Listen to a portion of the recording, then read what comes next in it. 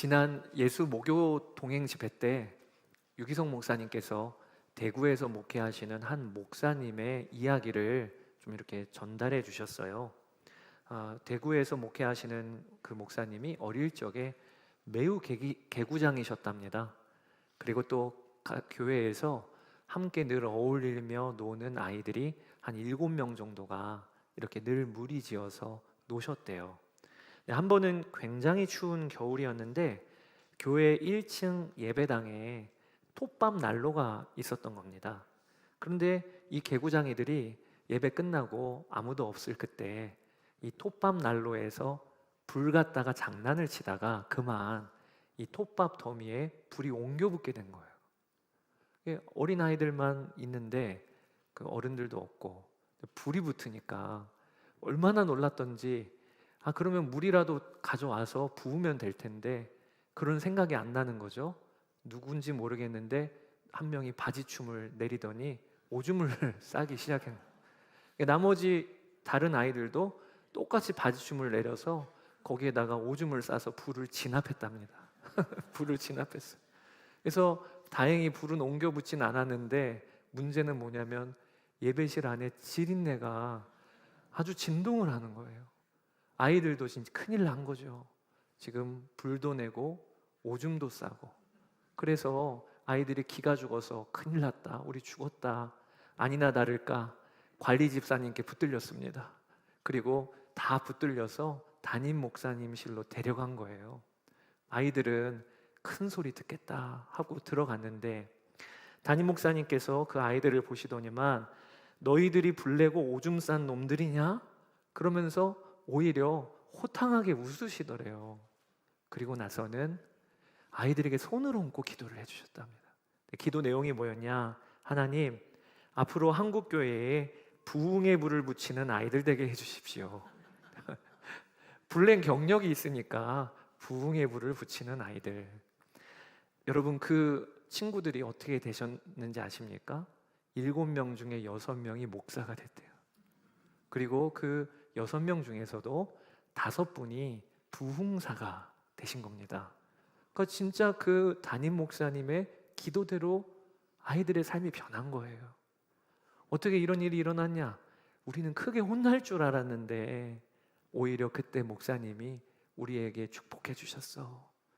한국교회에 부흥의 불을 붙이는 자들 되게 해주십시오. 그 경험이 아이들의 인생의 방향을 정하게 하고 그리고 그들의 삶을 바꾸는 역사가 일어났던 거죠. 이걸 은혜라고 합니다. 저는 오늘 여러분과 은혜에 대하여 이야기를 나누려고 합니다. 특별히 아브라함에게 주신 하나님의 은혜에 대해서 오늘 본문은 너무 잘 기록을 하고 있어요. 오늘 본문에 보면 아브라함이 오랫동안 그의 거주지로 삼았던 헤브론 땅을 떠나서 그랄이라고 하는 가나안 남부지역 소돔의 사해의 서쪽에 있는 작은 성읍인데 이 그랄 땅으로 이동한 이야기가 기록이 되어지고 있습니다. 아니, 아브라함은 헤브론에서 자리를 잘 잡았어요. 거기에서 오랫동안 거주하면서 재산도 제법 많이 늘어났습니다. 그런데 왜 이 안정적인 땅을 떠나서 그랄로 이동을 했을까요? 학자들은 이후에 창세기 23장에 보면 이 헤브론 지역의 해쪽 속이 자리를 잡고 있음을 우리가 보게 될 것인데 이 해쪽 속이 강한 민족 속이에요. 그들이 이 헤브론 지역을 점령했기 때문에 어쩔 수 없이 아브라함이 그랄 지역으로 이동할 수밖에 없었다고 그렇게 추정을 합니다. 이때 아브라함의 나이는 99세, 그리고 사라의 나이는 89세였습니다. 여러분, 근데 그 당시에 전혀 모르는 타 지역으로 이사를 간다고 하는 것은 지금 우리가 경기도에서 충청도 또 강원도 이사 가는 것과는 완전히 분위기가 다른 거예요. 우리는 이사 가서 적응하기가 처음엔 어려울 수 있지만 위협받는 건 아니잖아요. 그리고 안전에 대한 우려를 하고 뭐 이사를 간다거나 이러진 않잖아요. 근데 그 당시에 아브라함 시절은 그랄 땅에 들어가면 상당히 안전이 보장되지 않는 상황 가운데 들어가게 되는 겁니다. 아브라함은 소유한 것들이 많았고, 그리고 자신들의 가족들을 데리고 들어갔을 때 무슨 일이 벌어질지를 모르는 거예요. 그리고 그가 가서 본 그랄 땅은 하나님을 모르는 땅이고 사람들이 거친 지역이었어요. 그래서 11절에 보면 이렇게 기록되어져 있습니다. 아브라함이 대답하였다. 이곳에서는 사람들이 아무도 하나님을 두려워하지 않으니까 나의 아내를 빼앗으려고 할 때에는 사람들이 나를 죽일 것이라고 생각하였습니다. 전쟁도 치렀던 아브라함이었고 인생의 경험도 많았던 아브라함이었는데 그랄 땅으로 들어갔을 때 그가 기가 죽은 거예요. 사람들이 혹시나 우리 가정에 해코지 할까봐, 또 혹시 무슨 일이 벌어질지, 특별히 자신의 아내 사라가 어디를 가나 아마 미모가 출중했는지 남자들이 그 사라를 보면서 아내를 삼고, 그리고 자신은 죽일까봐 아브라함은 오늘 본문에도 두려워했다라고 기록이 되어져 있습니다.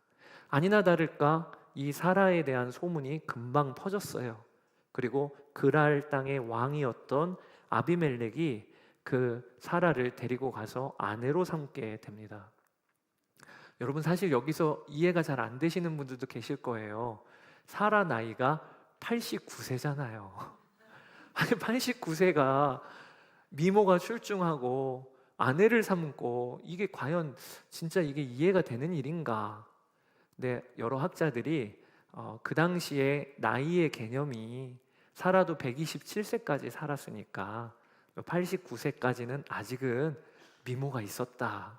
이렇게 보는 학자들도 있고요. 어떤 학자 해석은 너무 재밌는데 그 다음 장에 보면 드디어 이삭을 낳게 되거든요. 그러니까 하나님이 이삭을 낳을 몸으로 하나님이 회춘시켜 주셨다. 그렇게 해석을 하는 학자도 있어요. 그런데 제일 아마 적절한 해석은 정략결혼이라고 여러분 보시면 되겠습니다. 정략결혼. 그러니까 아브라함은 소유도 많고 그 집에서 318명이 군인이었으니까, 그러니까 작은 한 가정이 들어온 게 아니라 한 부족이 들어온 거예요. 그러니까 그랄 왕에게 있어서도 적잖이 위협이 됐겠죠. 우리 다투지 맙시다, 우리 싸우지 맙시다, 이런 뜻으로 아브라함의 누이라고 소개하는 사라를 자기의 궁으로 들인 겁니다. 그러니까 오늘 본문에도 보면 궁으로는 들였지만 잠자리는 같이 하지 않은 상황이었어요.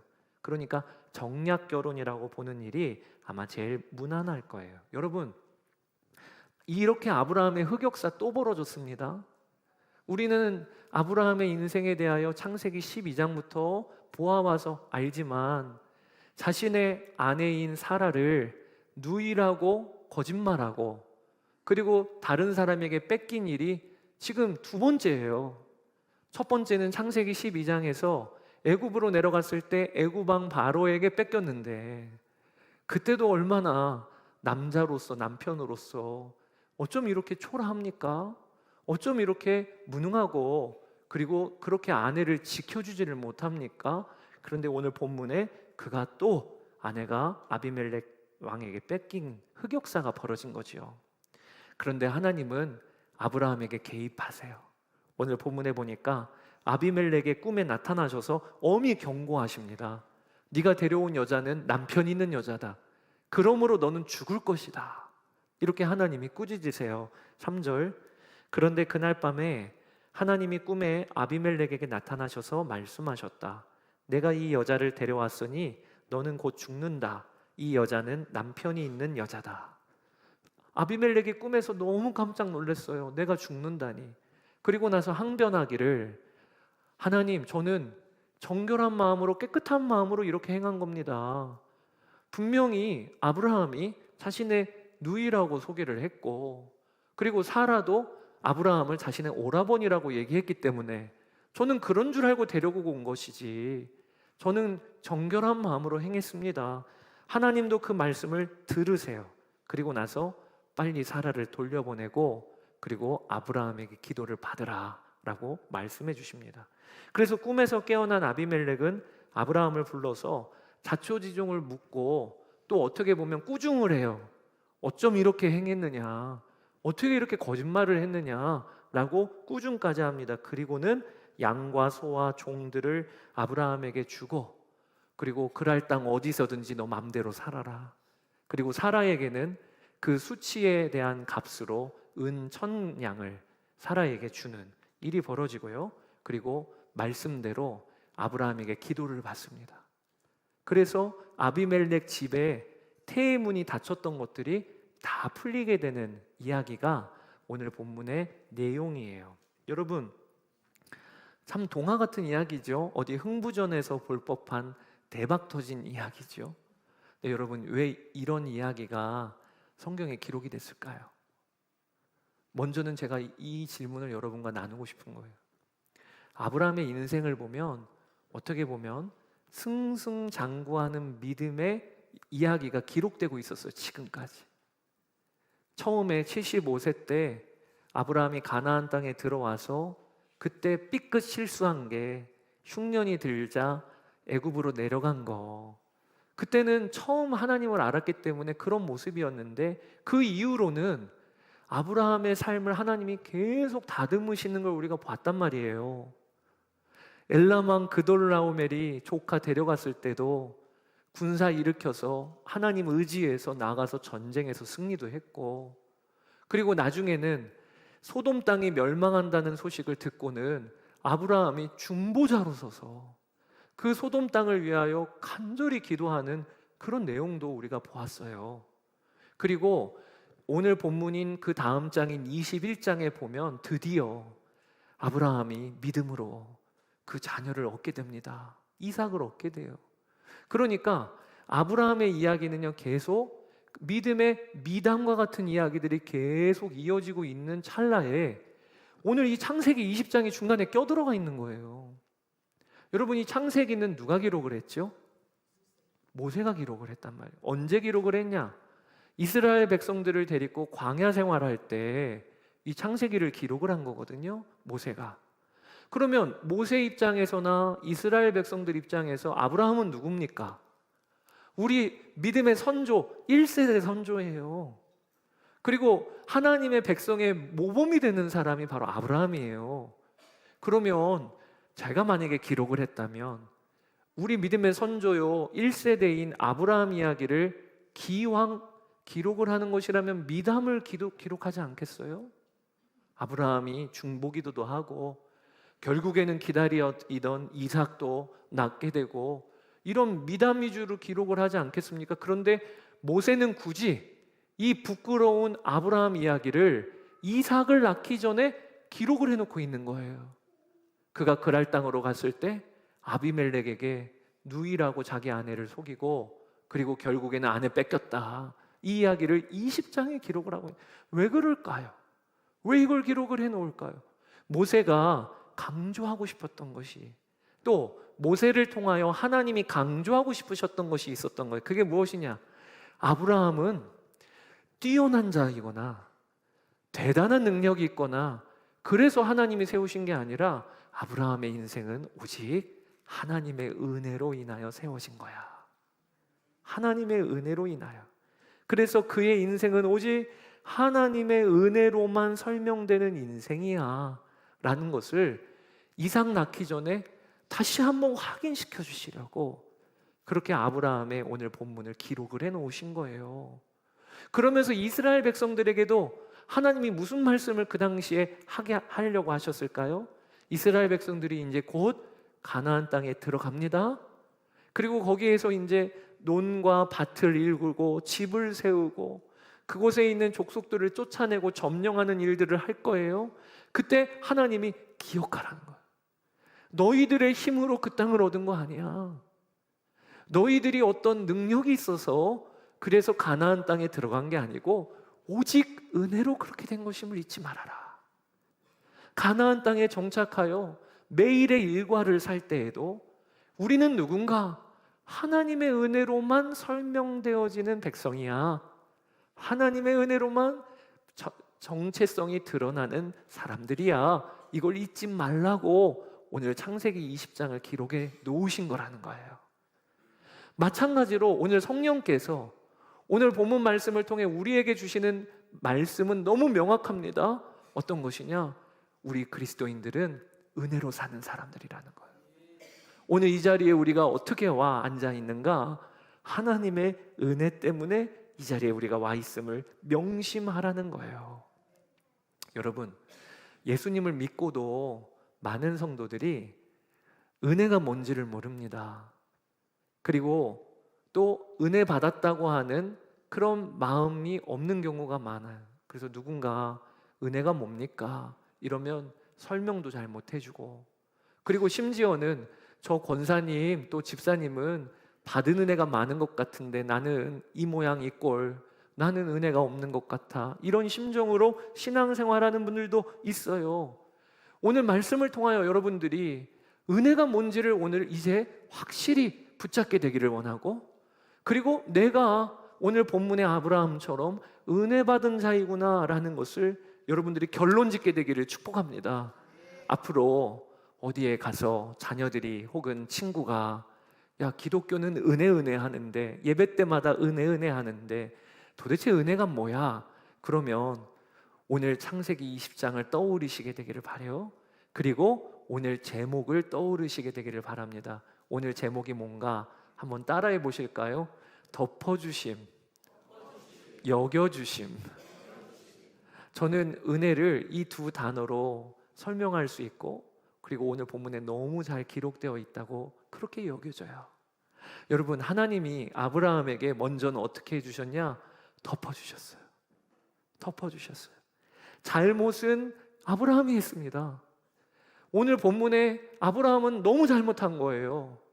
거짓말을 하고 아내를 누이라고 속이고 결국에는 아내를 뺏기고, 잘못은 아브라함이 했습니다. 그런데 하나님이 꾸짖은 걸 누구에게 꾸짖으시냐? 아비멜렉에게 꾸짖으시네요. 그리고 아비멜렉을 향하여 분명히 돌이키라고도 하시네요. 여러분, 하나님은요 아브라함의 허물과 죄로 그를 대우하지 아니하시고, 그가 잘못하고 허물이 있고 죄가 있어도 덮어주시는 것으로 아브라함을 대우해 주십니다. 이게 은혜의 첫 출발이에요. 그런데 여러분들이 꼭 기억하셔야 될 것이, 은혜는 거기에서 끝나는 게 아닙니다. 만약에 하나님이 우리를 덮어주심으로 그걸 은혜라고 한다면 그건 용서하고 다를 바가 없는 거예요. 하나님이 오늘 아브라함을 덮어주시고 나서 그 다음에 행하신 게 뭐냐면 소위 여겨주심입니다. 어떻게 여겨주시느냐?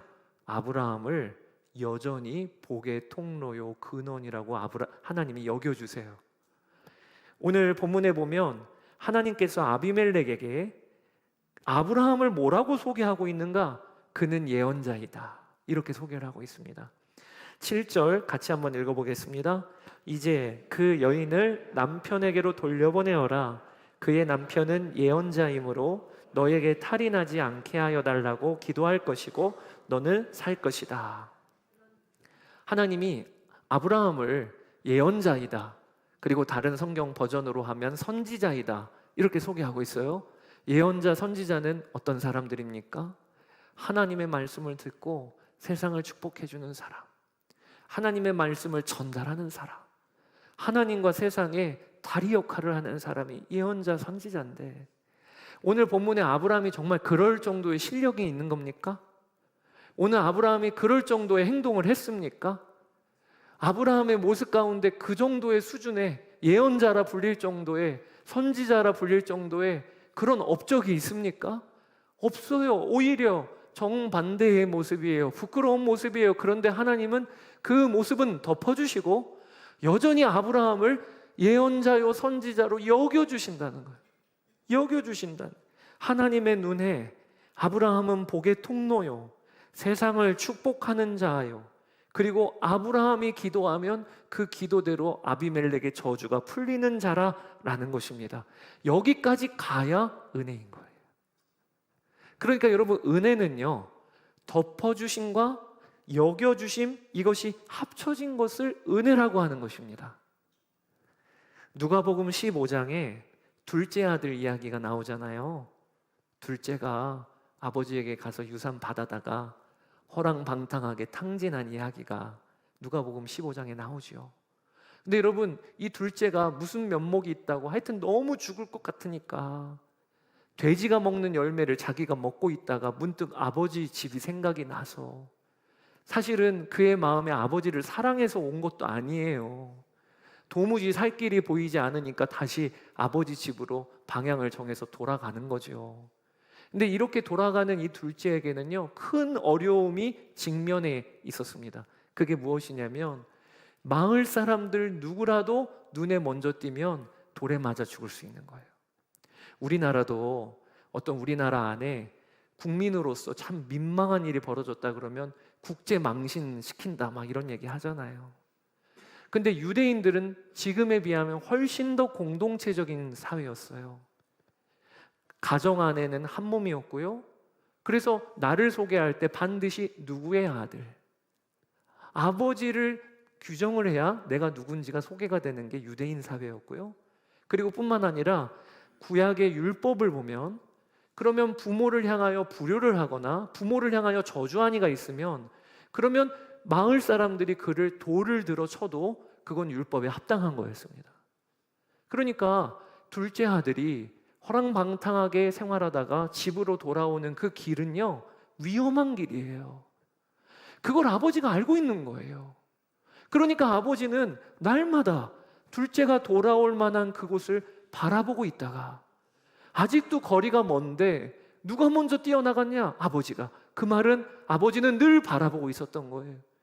둘째가 돌아올 때 마을 사람들에게 돌 맞을 수 있는 거니까 아버지가 달려나가서 그 둘째를 끌어안고 그 목에다가 입을 맞췄다. 이것은 아버지가 덮어주신 거예요. 덮어주신 거예요. 이게 누가복음 15장에 먼저 은혜의 한 말인 덮어주심이 기록되어져 있는 거예요. 그런데 거기서 끝나지 않습니다. 둘째도 염치가 있는지 뭐라고 얘기했냐면, 아버지, 저는 이제 아들이라고 일컬음 받기에 저는 합당하지 않습니다. 종으로 여겨주세요. 종으로. 그랬는데 그 아버지가요, 둘째 이야기는 듣지도 않고 종들을 불러다가 빨리 옷 내와라, 가락지 내와라, 송아지 잡아라, 이렇게 이야기하십니다. 그게 누가복음 15장 21절 22절. 아들이 이르되, 아버지, 내가 하늘과 아버지께 죄를 지었사오니 지금부터는 아버지의 아들이라 일컬음을 감당하지 못하겠나이다 하나, 아버지는 종들에게 이르되 제일 좋은 옷을 내어다가 입히고 손에 가락지를 끼우고 발에 신을 신기라. 손에 가락지를 끼우라. 이거는 뭘 의미하는 거냐면, 그 아들이 유업이을 자라는 거예요. 가락지를 끼우라, 옷을 입히라. 누구 옷을 입히게라 했을까요? 자신의 가장 좋은 옷을 내어다가 입히는 거예요. 뭘 의미하는 거죠? 너는 내 아들이야. 너는 이 기업을 이을 나의 상속자야 라고 아버지가 흔들림 없이 그를 바라보고 있는 거예요. 그러니까 누가복음 15장도 하나님 아버지가 덮어주시고, 그리고 여전히 내 아들이라고 여겨주시고, 그 단어들이 다 들어가 있는 겁니다. 이게 은혜라는 거예요. 여러분, 이 은혜를요, 오늘 예배드리는 우리가 다 받았음을 기억합시다.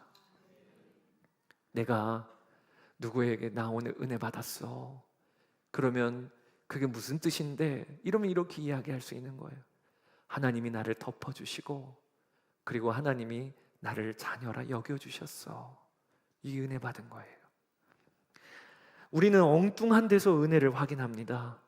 아, 내 삶에 간절히 기도했던 게 풀리면 그럼 은혜 받았다고 그러고, 그 다음에 어떤 문제가 넘어가면 은혜 받았다고 그러고, 그러나 은혜는 거기에서 확인하는 게 아니라 하나님이 나를 먼저는 덮어주셨다. 여기서부터 출발하는 거예요. 우리는 어떻게 덮어주셨지요? 우리의 죄를 덮어주셨어요. 예수님께서 죄 지은 것은 우리인데, 그런데 예수님의 보혈을 흘려주심으로 우리의 죄를 덮어주시고 사해주셨습니다. 그게 에베소서 1장 7절이에요. 우리는 그리스도 안에서 그의 은혜의 풍성함을 따라 그의 피로 말미암아 속량 곧 죄 사함을 받았느니라. 하나님이 우리가 누군지를 아세요.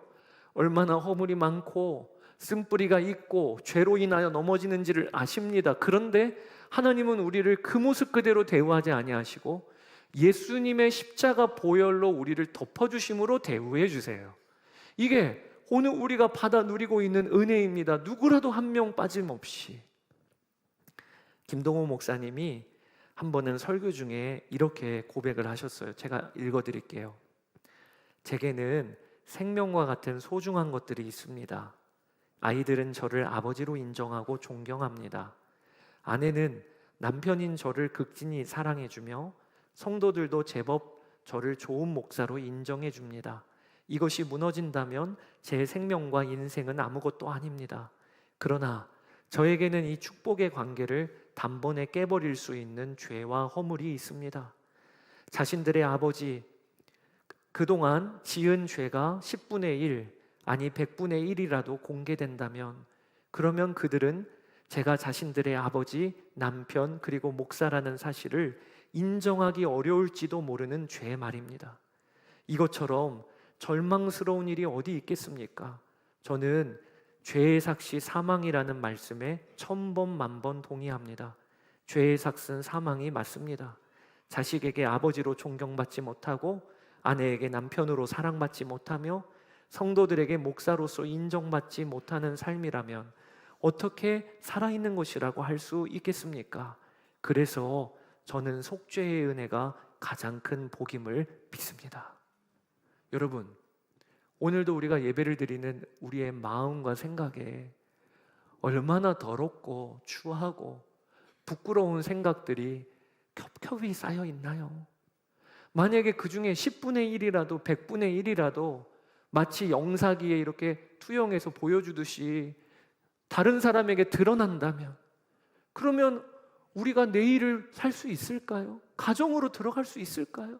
내가 생각하는 것, 내가 마음에 품는 것 100분의 1이라도 만약에 공개된다면 그러면 가족들 볼 수가 있을까요? 하나님이 그걸 다 덮어주심으로 지금 이 자리에 우리 와 있는 거예요. 하나님이 우리에게 하나님께서 속죄의 은혜로 덮어주심으로 우리가 이번 한 주간을 살 수 있는 거예요. 그 은혜를 우리가 받아 누리고 있는 것입니다. 제가 한 번은 어느 여자 집사님 신방을 하는데 그 집사님이 최근에 아버지와의 관계가 너무 몰라보게 좋아졌다, 그런 간증을 하시는 거예요. 그러면서 자신의 옛 이야기를 하시는데 집안이 너무 가난했답니다. 그리고 아버지는 청소부 일을 하셨는데 공무원도 아니고 마을 사람들이 연탄재 같은 거 모이면 그거 버리는 일을 돈을 줘서 시키는 그런 청소부이셨대요. 그러니 아버지는 늘 리어카를 끄시면서 배지 줍고 연탄재 나오면 그거 날라다가 버리는 일을 하시고 이런 일을 하셨다는 거예요. 한 번은 자신이 고등학생 때 학교에서 이제 하교하는 길에 친구들과 함께 이렇게 나가는데 저쪽 멀리에서 눈에 익은 사람이 오는 겁니다. 아버지가 오신 거예요. 근데 아버지가 일하는 중이셔갖고 온몸에는 연탄재로 다 묻어있고 그리고 리어카를 끌고 오는데 이 딸의 마음에 친구들이 옆에 있으니까 너무 부끄러운 거예요. 그래서 이걸 어떻게 하나 딱 마주쳐서 지나갈 수밖에 없는 상황인데, 그래서 얼른 친구들 뒤쪽에 숨었답니다. 그리고 못 본 채 하면서 그 친구들 사이 틈에 껴갖고 지나간 거예요. 그리고 나선 이 딸의 마음에 아버지를 향한 너무 죄송한 마음이 자리를 잡았어요. 그날 아버지가 본 게 아닐까? 그리고 내가 아버지를 이렇게 대우했는데, 그리고 나서부터는 아버지와 대화를 할 때마다 그게 탁 걸리게 되는 거예요. 그러니 아버지와 속 시원한 대화, 그리고 잘 풀어지는 대화를 거의 못하고 40년이 지났어요. 이제 아버지는 나이가 드셔서 요양병원에 그렇게 모시게 되었는데, 큰딸이니까 자기 집 근처 요양원에 아버지를 모시고 시간만 날 때마다 가서 아버지 옆에서 보좌해 드리고 그리고 간호해 드리는 일을 한 거죠. 그러다가 어느 날 내가 40년 동안 마음에 묻어두었던 이 이야기를 어렵사리 꺼낸 겁니다. 뭐라고 꺼냈냐? 아버지, 제가 고등학교 때 학교 앞에서 어느 날 아버지가 리어카를 끌고 쓰레기 가득 담아 오시는데 이런 이야기를 하는데 아버지가요 다 듣지도 아니하시고 갑자기 눈물을 왈칵 쏟으시더래요. 그러면서 뭐라고 아버지가 이야기하시냐면, 난 괜찮다, 네가 부끄러웠지, 이 권사님 너무 충격을 받으신 거예요. 아버지가 다 알고 계셨구나. 그리고 아버지가 그날 내가 어떻게 행동했는지를 다 보셨구나. 그런데 아버지가 그 이후로 한 번도 그 이야기를 꺼내신 적이 없어요. 그리고 지금 말씀하시는 게 뭐냐면 나는 괜찮다, 네가 부끄러웠지 하면서 그렇게 눈물을 흘리더니 그때 권사님 마음에 그게 얼마나 아버지의 사랑이 깨달아지고 감사하던지 아버지 앞에 무릎을 꿇고 아버지는 제게 가장 자랑스러운 아버지세요.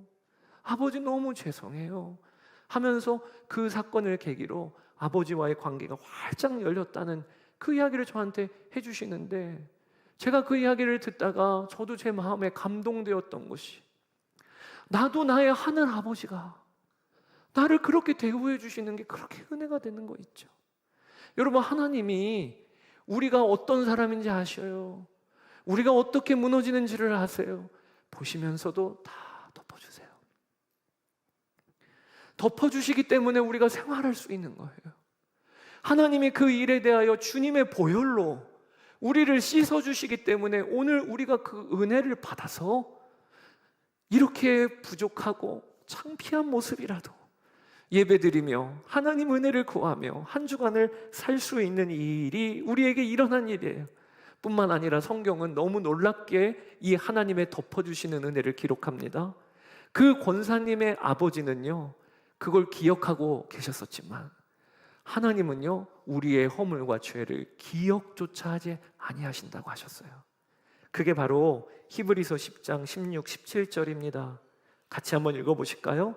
주께서 이르시되 그날 후로는 그들과 맺을 언약이 이것이라 하시고 내 법을 그들의 마음에 두고 그들의 생각에 기록하리라 하신 후에 또 그들의 죄와 그들의 불법을 내가 다시 기억하지 아니하리라 하셨으니.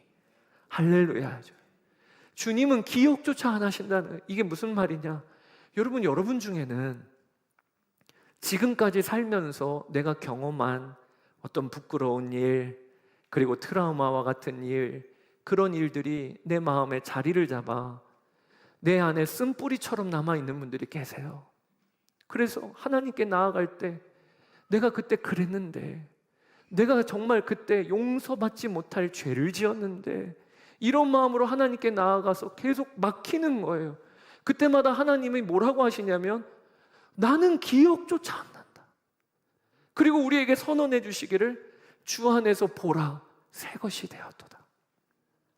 보라 새 것이 되었도다. 여러분, 우리는 계속 그걸 붙들고 있는데 하나님은 기억조차 하지 아니하시며 그리고 우리에게 말씀해 주시기를 너는 새 거야. 너는 새 사람이야. 이게 우리가 받은 은혜예요. 오늘 그 은혜를 받아서 우리가 이 자리에 와 있는 겁니다. 그리고 더 나아가서 하나님은 덮어주심으로 끝나지 아니하세요. 우리를 여겨주세요. 뭐라고 여겨주시냐? 의로운 자라고 여겨주세요. 예배드리는 우리가 하나님이 너는 의로운 자야, 너는 내 사랑받는 아들과 딸이야, 하나님 나라의 기업을 이을 자라, 이렇게 우리에게 여겨주십니다. 그 말씀이 고린도전서 1장 30절입니다. 같이 한번 읽어보겠습니다. 너희는 하나님으로부터 나서 그리스도 예수 안에 있고 예수는 하나님으로부터 나와서 우리에게 지혜와 의로움과 거룩함과 구원함이 되셨으니. 여기 뭐라고 나와 있냐면 예수님이 우리에게 오셔서 우리의 의로움이 되셨대요. 우리의 거룩함이 되셨대요. 이 말은 무슨 얘기냐면 하나님이 우리를 보실 때 우리 안에 계신 예수님을 통하여 우리를 보신다는 거예요. 우리는 넘어지고 깨지고 부끄러움 투성이지만 그래서 육신으로 서로를 대할 때는 그런 모습이 보이는 거죠. 저 집사님은 저래, 저 권사님은 저래. 그런데 하나님은 그렇게 안 하신다. 하나님은 우리 안에 계신 예수 그리스도를 통하여 그분의 의로움이 우리의 의로움이 된다고 보시고 그분의 거룩하심을 우리의 거룩함이라고 여겨주신다는 거예요. 이 은혜를 오늘 우리가 받아 누리고 있는 것입니다. 요한복음 21장에 보면 베드로가 예수님을 3번이나 부인하고 그리고 십자가에서 도망을 쳤던 자였어요. 그게 얼마나 부끄러웠는지 예수님이 부활하셨다는 것을 알면서도 베드로는 자신의 고향으로 내려가게 됩니다. 근데 그때 그 베드로가 디베랴 바다에 있을 때 예수님이 그에게 찾아가세요. 예수님이 찾아가세요. 그리고 나서는 요한복음 21장에 보면 예수님이 덮어주십니다. 한마디도 너 왜 그때 그랬니? 너 나랑 눈 마주쳤잖아. 3번이나 부인하더라. 그 입 잘 얘기하더라. 이런 얘기 안 하시고 1절 말을 안 하세요. 그게 뭐 하신 거죠? 그의 허물과 죄를, 부끄러운 과거를 덮어주셨어요. 근데 거기서 끝나지 않아요. 예수님이 그 다음에 뭐라고 얘기하시냐? 네가 나를 사랑하느냐? 내 양을 치라. 내 어린 양을 먹이라. 그게 요한복음 21장 15절입니다. 요한의 아들 시몬아, 내가 이 사람들보다 나를 더 사랑하느냐 하시니 이르되 주님 그러하나이다. 내가 주님을 사랑하는 줄 주님께서 아시나이다. 이르시되 내 어린 양을 먹이라. 사랑하는 여러분, 베드로 뭐 달라진 게 있나요? 이 요한복음 21장에 베드로의 수준이 깊어졌나요? 그가 무슨 실력이 늘었나요? 그는 그대로 똑같은 사람이에요. 그런데 예수님께서 그를 덮어주실 뿐만 아니라 베드로에게 뭐라고 얘기하시냐면 너는 내 양을 먹일 나의 종이야. 너는 교회를 세울 나의 종이야. 하면서 베드로를 그렇게 여겨주시는 거예요. 이 은혜가 베드로를 바꾼 거예요. 사랑하는 여러분, 우리 그리스도인들의 삶은요, 훈련으로 안 바뀝니다. 배워서 안 바뀝니다. 누가 훈계하고 강요한다고 안 바뀝니다. 은혜로 바뀌는 거예요. 우리의 삶은 은혜로 바뀌는 거예요. 하나님이 나를 덮어주셨어. 하나님이 나를 하나님의 교회를 세울 주의 종이라고 불러주셨어. 가정을 세울 하나님의 은혜의 통로라고 불러주셨어. 아브라함에게 행하셨듯이 나를 복의 근원이라고 나를 여겨주셨어. 이 은혜 때문에 내 삶이 뒤집어지는 거예요. 저는 20대 초반에 대인기피증으로 우울증으로 학교 생활 거의 못했고, 그러다가 군대에 갔는데 하나님이 군대에 갔는데 저를 불러주시기를 군종병으로, 참 말할 수 없는 특이한 역사로 군대에 있는 교회에서 저를 불러주셨어요. 지금 돌아보니까 그게 하나님의 손길이라는 게 믿어져요. 하나님이 저는 실력이 안 되고 그리고 마음에 병이 크게 들어있는 뭐 하나 제대로 못하는 자임에도 불구하고 저를 계속해서 주의 종이라고 여겨주셨어요. 그리고 나서 군대에서 전역을 하고 그리고 미국으로 도망을 쳤습니다. 미국에 계신 고모댁으로 아버지가 누워 계시고 그 현실이 너무 싫어서 너무 이기적인 결정을 했죠. 너무 이기적인 결정을 했어요. 저만 이 현실을 피하고 싶어서 그렇게 미국으로 갔는데 거기에서도 저희 선배 목사님이 딱 버티고 계셔서 저한테 연락을 주시기를 최황락 전도사 우리 교회에 와서 사역을 좀 하면 좋겠다. 그래서 미국에 갔는데도 거기에서 주의 종으로 계속 사역을 했어요. 하나님이 제 인생을 계속해서 실력도 안 되고 마음도 무너져 있고 그리고 누가 보면 어떻게 저 상태로 주의 몸된 교회를 섬길까 했는데 하나님이 계속 저를 그렇게 주의 종으로 여겨주시니까 결국 제가 이 자리에 있는 거예요. 여러분, 우리도 똑같아요.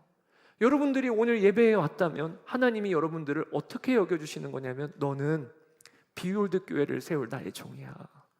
이렇게 여겨주시는 거예요. 여러분들에게 가정이 있다면 여러분들을 향하여 하나님이 어떻게 여겨주시는 거냐면 너는 이 가정을 세울 나의 은혜의 통로야.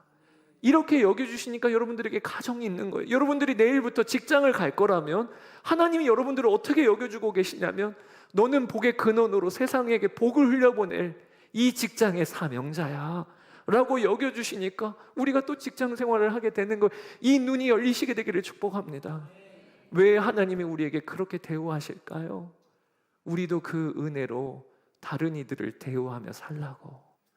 사랑하는 여러분, 가족 중에 허물이 보이면 덮어주세요. 덮어주세요.